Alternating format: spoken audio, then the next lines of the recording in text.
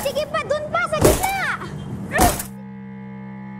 Ito yung eksena na nabuyo si Sunshine na basagin yung windshield ng kotse ni Miggy. Yung boyfriend niya, played by Elijah Canlas, na pinuntahan niya sa school para ibalita na buntis siya at na si Miggy ang ama. At yun, pinagtabuyan siya at hindi inako.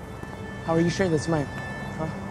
Ikaw ka ba yun talaga yung sasagot mo sa akin? Played by Maris Racal in, for me, one of the best, if not the best, performance of her career. Sa buong pelikula, bago ang eksena na to, tahimik lang si Sunshine. Oo nang oo sa coach, sa ate niya. Kung meron man siyang problema, pagkakamali, she keeps it to herself. At minsan, very unforgiving siya sa sarili niya.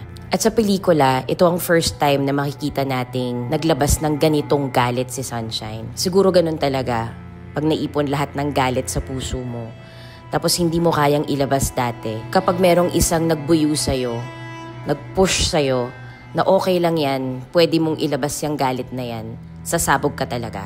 At ganun ang nangyari kay Sunshine sa eksenang to. Do the honors. Sa gitna!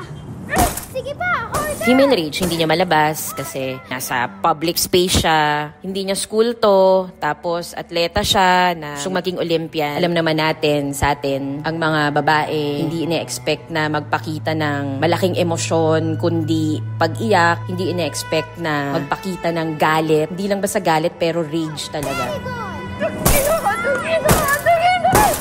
Medyo pressured na kami sa eksena na to kasi palubog na yung araw. Tapos yung budget namin pang isang kotse lang. Added pressure yung last scene na namin bago kami mag-dinner break. At medyo nagbabadya na yung panahon. Biglang umaambon na from time to time ng araw na to na para bang mas pinupush pa kaming bilisan na. Ito yung DOP ko, si Pao Erendain. And yun, dalawang cameras na yung sinet up ko. Isang frontal, isang side, isang medium, isang tight para isang take lang makuha na niya.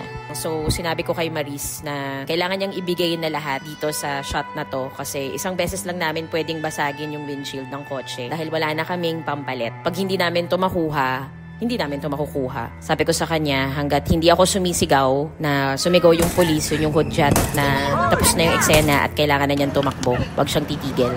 Dito makikita mong pagod na talaga siya pero galit na galit pa rin siya. At sa sobrang bigat nung binigay niya, hindi niya napansin na nagkasugat na pala yung kamay niya kakabasag dun sa windshield. Sa eksena na to, hindi na siya si Maris Racal pero siya na talaga si Sunshine.